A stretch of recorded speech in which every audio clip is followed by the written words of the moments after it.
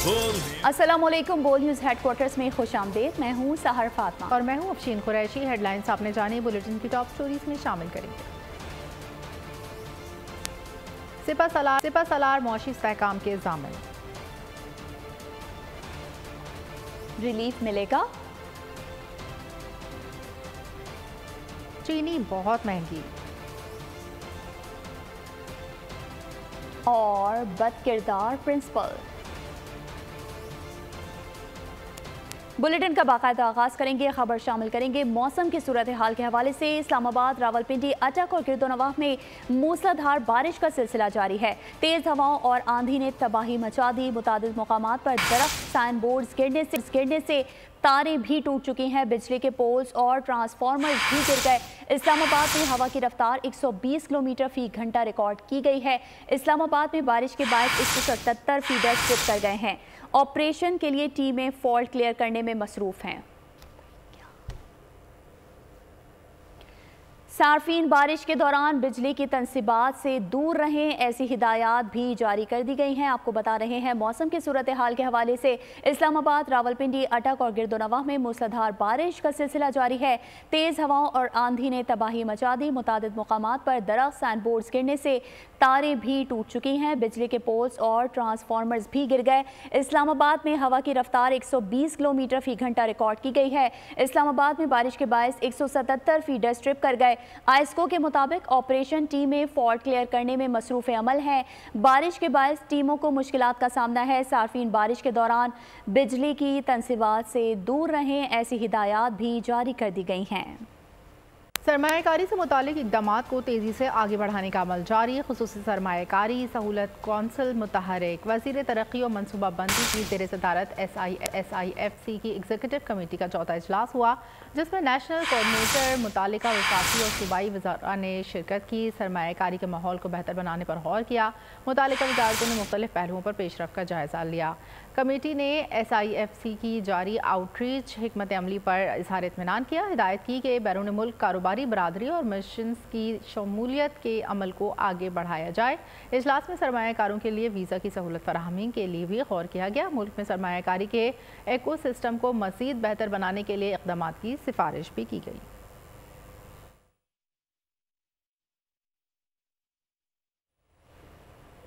बिजली सार्फिन को रिलीफ देने के लिए हक़ाइक़ पर मबनी गैर रिवायती हल तलाश कर रहे हैं। हुकूमत बिजली के बिलों के मामले पर मालियाती इदारों से किए गए वादों पर अमल दरामद करेगी। गर्दिशी कर्जा, बिजली चोरी और लाइन लॉसेस जैसे बड़े चैलेंजेस का सामना है। अवामी जज्बात मजरूह किए बगैर कम मुद्दत में मसले का हल तलाश करेंगे। निगरान वज़ीर आज़म अनवारुल हक काकड़ ने मीडिया के नुमाइंदगान से गुफ्तगू करते हुए कहा कि खुसूसी सरमायाकारी सहूलत काउंसिल के जरिए हिकमत अमली मुरतब की है। मुआशी बहाली और सरमायाकारी के हुसूल पर तवज्जो मरकूज रहेगी। उनका मजीद कहना था कि आम इंतखाबात के जल्द अज जल्द इनेकाद के लिए भरपूर मुआवनत करेंगे।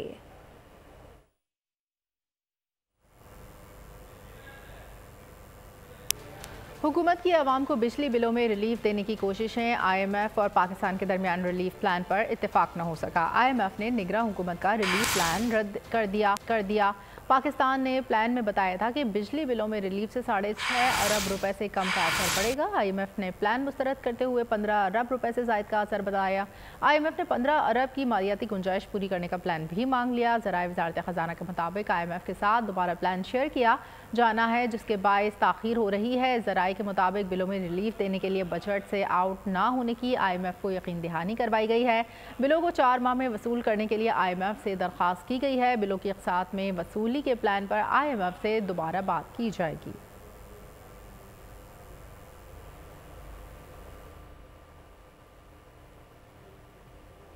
आगे बढ़ेंगे और यहाँ आपको बताएंगे चीनी के बढ़ते दामों ने महंगाई के सताए अवाम की जिंदगी में मजीद कड़वाहट घोल दी है। डबल सेंचुरी के बाद भी चीनी की कीमत को ब्रेक ना लगी। कराची, लाहौर समेत कई शहरों में कीमत 200 रुपए फी किलो से भी तजावुज कर गई।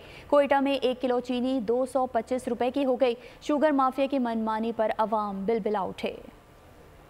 हुकूमत से चीनी का रेट नहीं संभाल सकता। आगे हुकूमतें क्या करेंगी? जो आती है अपनी सियासत चमका के वो कर देती है। निगरान हुकूमत क्या कर रही है? लोगों को रुला दिया। इतने सैलरी भी नहीं देते, हमारे मकई होती है। अगर यही चीज खाना पीना महंगा हो जाएगा तो कैसे सिस्टम चलेगा ना। आटा महंगा है, चीनी महंगी है, पेट्रोल महंगा है, कहाँ जाए हम? हमारे अवाम को कोई रिफंड मिल ही नहीं रहा है। चीनी की कीमतें इन्होंने इतनी बढ़ा दी हैं कि अब जो है ना सफेद पोश आदमी उसकी पहुंच से बहुत बाहर हो चुकी है। ये एक बड़ा माफिया है चीनिया का, अपनी मर्जी के मुताबिक रेट ऊपर ले जाते हैं। जब जो जिनका जहाँ पे फायदा होता है वही करते हैं। गरीबों के लिए तो जीना मुश्किल हो चुका है। महंगाई बहुत हो चुकी है, चीनी बहुत ज्यादा महंगी हो चुकी है। चीनी इतनी महंगी हो गई, चीनी से अब खा नहीं पा रहे हैं हम लोग। अब तो सेकंड इस्तेमाल करनी पड़ी है, सेकंड भी महंगी हो गई है। अब तो वो भी क्या फीकी चाय पीनी पड़ी है हमारे को। चीनी 200 रुपए किलो हो गई है, हमने चाय बनाना ही छोड़ दी। वज़ारत तालीम ने गुलशन हदीद में निजी स्कूल में प्रिंसिपल की नाज़िबा हरकत की वीडियोज़ का नोटिस ले लिया और तहकीकात कमेटी कायम कर दी। स्कूल को सील करने के लिए मरासला जारी।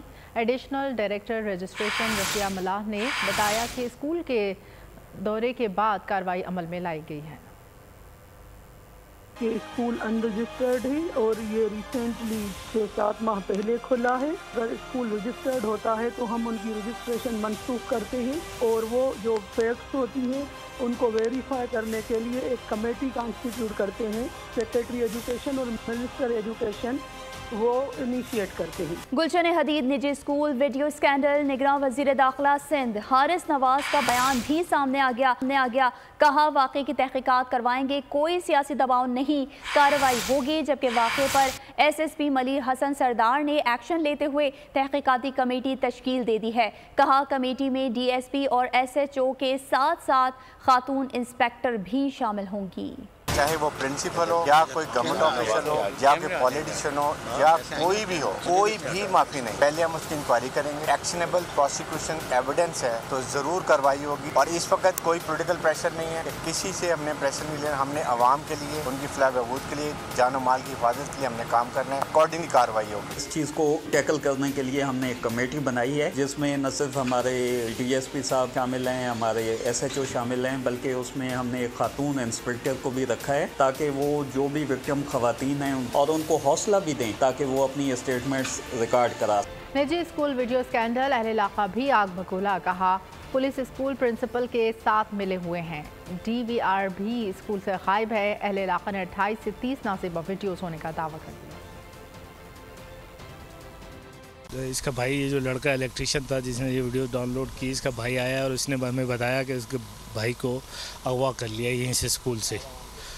तो फिर हम उस वजह पूछी भी क्या वजह थी कि वो अगवा किया, तो फिर उसने वो वीडियोस दिखाई कि 30 के करीब वीडियोस थी उसके पास, जो सारी नाज़िबा वीडियोस थी। फिर हमने इसी स्कूल के सामने खड़े हैं, यहीं पे आए, हम लोगों ने 15 पे कॉल किया और 15 वालों ने फ़ौरन रिस्पॉन्ड किया, पहुंच गए। उनको हमने ये पूरा वाक़या बताया। ने एक किस्म का लबादा उड़ा हुआ था इस स्कूल के हवाले से कि जी मैं प्रिंसिपल हूँ और स्कूल बनाया था। उसके अंदर ओवरऑल ये यही काम करता था।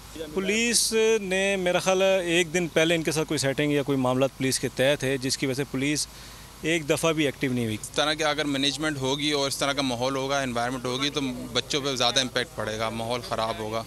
तो इस पर कानूनी कार्रवाई होनी चाहिए सख्त से सख्त, ताकि नेक्स्ट आने वाले हालात में इससे दोबारा ना हो। यहाँ आपको बताएंगे आर्मी चीफ मुल्क की मुआशी इस्तेहकाम के लिए सरगर्म हो गए। ताजिरों से मुलाकात की तफसीलात भी सामने आ गई। Army chief general Syed Asim Munir ने कराची और लाहौर के ताजिरों से मुलाकातें की। सदर FPCCI शेख इरफान के मुताबिक सिपा सालार ने कहा, हमने SIFC बनाई है, तमाम बिजनेसमैन उसमें शामिल हों। एग्रीकल्चर, मिनरल, माइंस, IT और डिफेंस पर फोकस किया जाएगा। आर्मी चीफ ने स्मगलिंग की रोकथाम के लिए टास्क फोर्स बनाने की बात कही। ताजिर रहनुमा जुबैर मोतीवाला के मुताबिक IMF प्रोग्राम से मुतालिक आर्मी चीफ ने कहा कि IMF की वजह से हम जकड़े हुए हैं। कोशिश करनी चाहिए कि हमें IMF के दूसरे प्रोग्राम में ना जाना पड़े। इंशाअल्लाह चीज़ों को कंट्रोल करेंगे।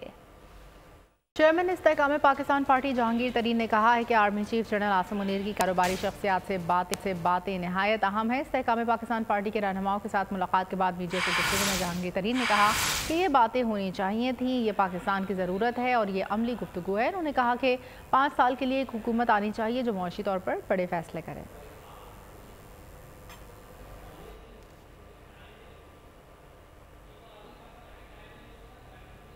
शहरी अगर अपने मोबाइल बचाना चाहते हैं तो अंदर की जेब में रखें। निगरान वज़ीर दाखिला सिंध का अवाम को मशवरा। हारिस नवाज ने कहा कि स्ट्रीट क्राइम्स के खात्मे के लिए इक़दाम किए जा रहे हैं। शहरियों से इल्तिजा है वो भी ताउन करें। हम पर कोई सियासी दबाव नहीं है।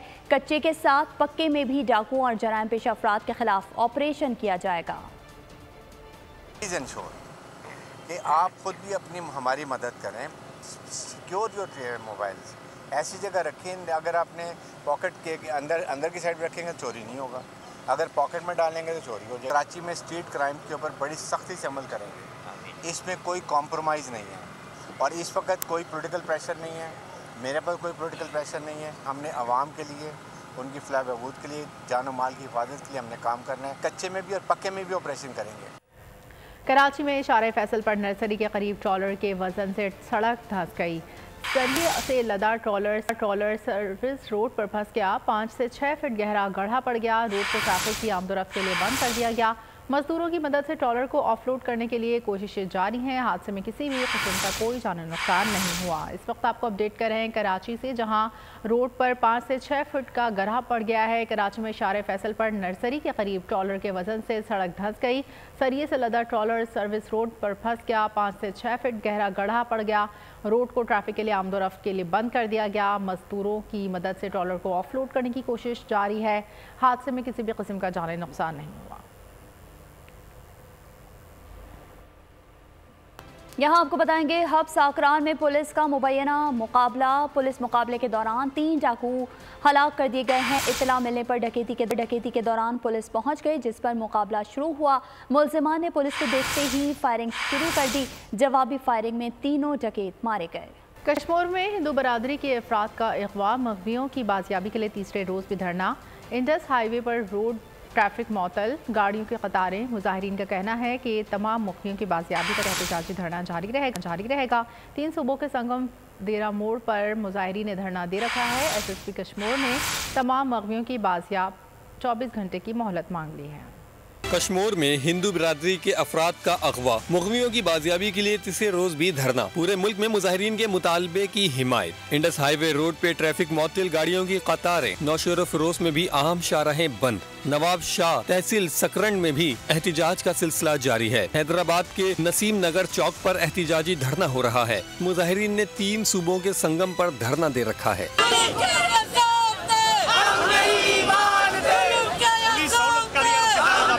मुजाहिरीन का कहना है कि तमाम मुग़वियों की बाजियाबी तक एहतिजाजी धरना जारी रहेगा।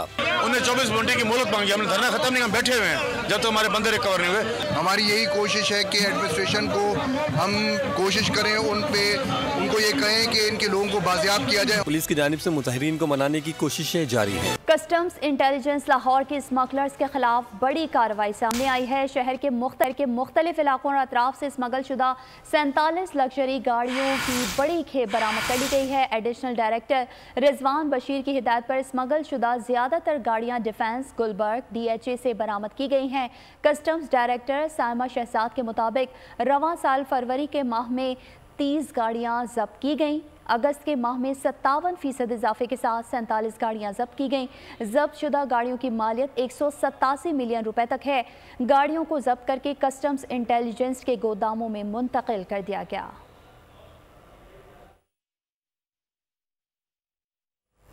खारिया में ग्रेनेड धमाके में हलाकतों की तादाद 3 हो गई। पुलिस के मुताबिक बागवाला ग्रेनेड धमाके में जख्मी होने वाले 2 और लड़के अस्पताल में दम तोड़ गए।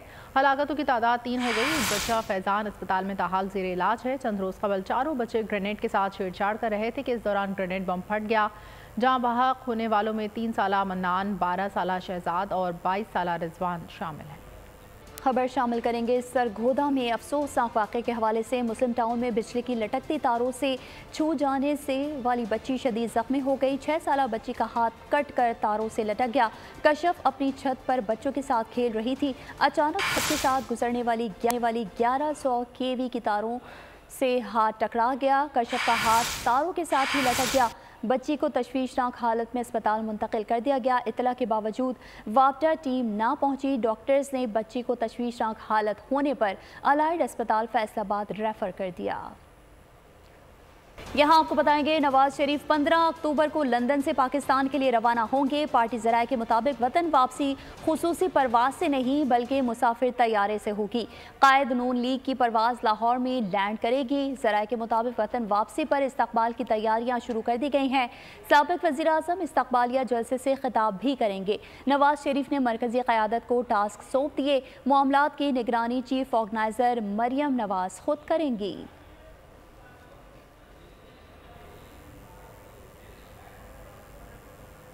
PTI हुकूमत ने IMF के साथ सख्त शराइत पर मुआहदे किए जिससे मुल्क की मईशत को नुकसान पहुंचा। साबिक़ वफाकी वज़ीर planning and development Ahsan Iqbal की नौरवाल में गुफ्तगू कहा, इक़्तिसादी एक्शन प्लान की ज़रूरत है जिस पर सब यकसों हों। कम अज़ कम 10 साल के लिए पॉलिसीज़ में तब्दीली ना हो। पॉलिसीज़ में तसलसल के बगैर मुल्क आगे नहीं बढ़ सकता। PDM हुकूमत ख़त्म होते ही मुल्क में बेयकीनी की फ़ज़ा पैदा कर दी गई। उस IMF मुआहदे पर हमने अमल किया जिस पर इमरान खान सख्त तरीन शराइत कबूल करके गए थे। अब हमें भी एक इक़्तिसादी नेशनल एक्शन प्लान की ज़रूरत है जिस पर सब यकसू हों और अगले कम अज़ कम 10 साल के लिए पॉलिसीज़ में तब्दीली ना हो।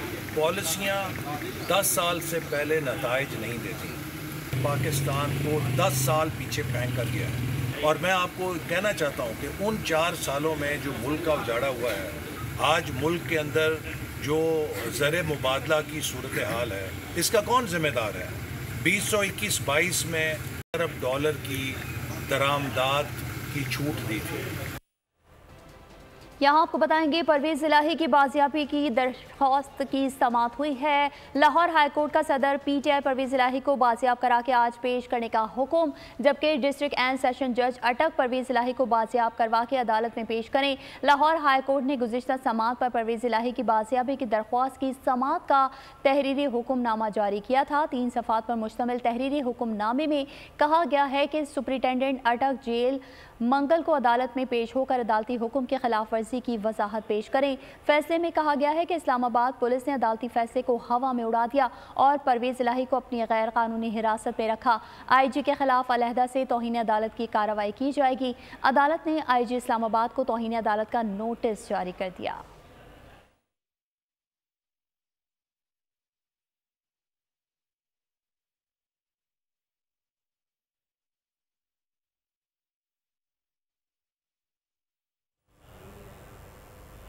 परवेज़ इलाही और उनके बेटे ने करप्शन के रिकॉर्ड तोड़े।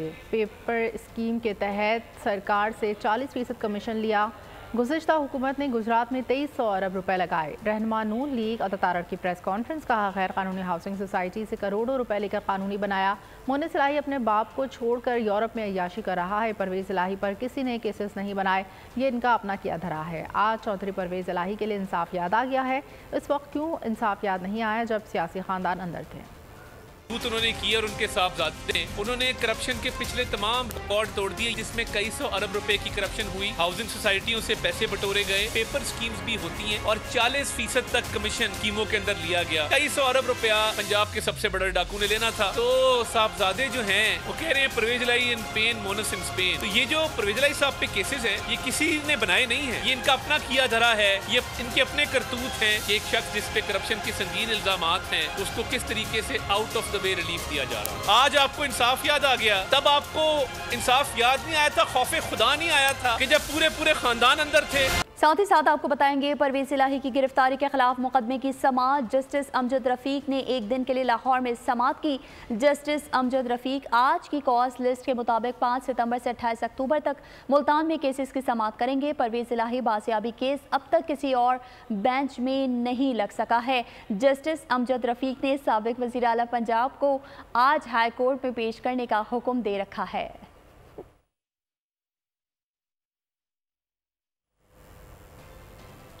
यौम दिफा के मौके पर नया तराना जारी। तराने के दिल को छू लेने वाले बोल खलीलुर रहमान कमर ने लिखे हैं, जबकि गाना उस्ताद राहत फ़तेह अली खान ने अपने खूबसूरत आवाज़ में गाया है। खबर देते चलें खेल के मैदान से। पाकिस्तान विमेंस टीम ने जनूबी अफ्रीका को 6 स्कोर से शिकस्त देकर T20 सीरीज अपने नाम कर ली है। कराची में पाकिस्तान और जनूबी अफ्रीका विमेंस टीम के दरमियान होने वाली T20 सीरीज के तीसरे और आखिरी मैच में जनूबी अफ्रीका विमेंस टीम ने टॉस जीतकर पहले फील्डिंग का फैसला किया। एशिया कप के 5वें मैच में भारत ने नेपाल को 10 विकेटों से शिकस्त देकर इवेंट से बाहर कर दिया। श्रीलंका के शहर पालीकेले में होने वाले एशिया कप के 5वें वनडे मैच में भारत ने टॉस जीतकर पहले फील्डिंग का फैसला किया था। भारत की दावत पर पहले बैटिंग करते हुए नेपाल की पूरी टीम 48 ओवर्स में 230 रन बनाकर आउट हो गई। बारिश के बायस डकवर्थ लुइस मेथड के तहत भारत को 23 ओवर्स में 145 रन का हदफ दिया गया, जो भारत ने बगैर किसी नुकसान के 21वें ओवर में ही हासिल कर लिया। यहाँ आपको बताते चलें, एशिया कप सुपर 4 मरहले के कोलंबो में शेड्यूल्ड तमाम मैचेस हम्बनटोटा में होंगे। एशियन क्रिकेट काउंसिल और PCB ने कोलंबो से मैचेस मुंतकिल कर दिए हैं। सुपर 4 मरहले में 10 सितंबर को पाकिस्तान और भारत का मैच होगा। एशिया कप का फाइनल भी हम्बनटोटा में खेला जाएगा। कोलंबो में लगातार बारिशों के बायस एशियन क्रिकेट काउंसिल ने सुपर 4 मरहले के मैचेस हम्बनटोटा मुंतकिल करने का फैसला किया। पाकिस्तान क्रिकेट बोर्ड का गवर्नर हाउस में भारतीय वफ़द के एजाज़ में शाया। BCCI के सदर रॉजर बनी ने नायब सदर राजीव शुक्ला, डायरेक्टर BCCI योधवीर सिंह और सेक्रेटरी 2 नायब सदर Mohammad Akram, governor Punjab Aliqur Rehman, chairman PCB management committee Zaka Ashraf, Pakistan, Afghanistan, Sri Lanka और बांग्लादेश के खिलाड़ियों ने भी शिरकत की। गवर्नर पंजाब और चेयरमैन PCB ने वफ़द का इस्तकबाल किया। भारतीय बोर्ड के सदर की चेयरमैन PCB और कौमी टीम के खिलाड़ियों से भी मुलाकात हुई। ज़का अशरफ ने कहा, क्रिकेट दोनों ममालिक की कुर्बत की वजह है। राजीव शुक्ला बोले कि अवाम पाक भारत मैच सब काम छोड़कर देखते हैं। और अब बैनुल अक़वामी खबरों पर नजर डालते हैं। फ्रांस में नए तालीमी साल का आगाज, स्कूल्स में अबाया पहनने पर पाबंदी के फैसले पर अमल दरामद शुरू। मुस्लिम कम्युनिटी में तशवीश। फ्रांस के मुतादिद स्कूल्स में अबाया पहनकर जाने वाली मुस्लिम तालिबात को घर वापस भेज दिया। इजराइल ने बहरीन में अपने सिफारत खाने का बाकायदा इफ्तिताह कर दिया। इजरायली वजीर खारजा ने बहरीन का दौरा किया, अपने हम मनसब से मुलाकात की और कोहिन मनामा में सिफारत खाने का इफ्तिताह कर दिया। उधर यूक्रेन ने करप्शन के इल्जाम पर अपने वजीर दिफा ओलेक्सी को बरतरफ कर दिया। गुज़िश्ता रोज यूक्रेनी सदर ने वजीर दिफा की तब्दीली का ऐलान किया था, जिस पर ओलेक्सी ने बरतरफी से कबल ही इस्तीफा पेश कर दिया। लाजवाब और शानदार परफॉर्मेंस से किरदारों में हकीकत का रंग भरने वाले आबिद अली की 4वीं बरसी। रेडियो पाकिस्तान से करियर का आगाज करने वाले आबिद अली ने 1973 में PTV के ड्रामे झोंक सयाल में सबसे पहले अदाकारी की। अदाकार आबिद अली ने 70 से 90 की दहाई तक PTV के कई मकबूल ड्रामों में काम किया।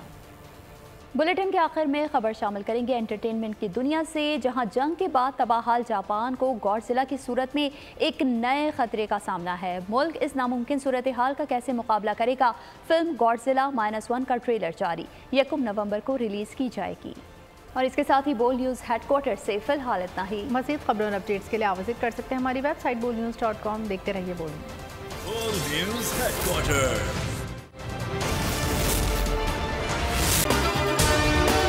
अगर आपको ये वीडियो पसंद आई है तो हमारे चैनल को सब्सक्राइब कीजिए और बेल आइकन पर क्लिक कीजिए। सब्सक्राइब करें और बेल दबाएं ताकि कोई खबर रह न जाए।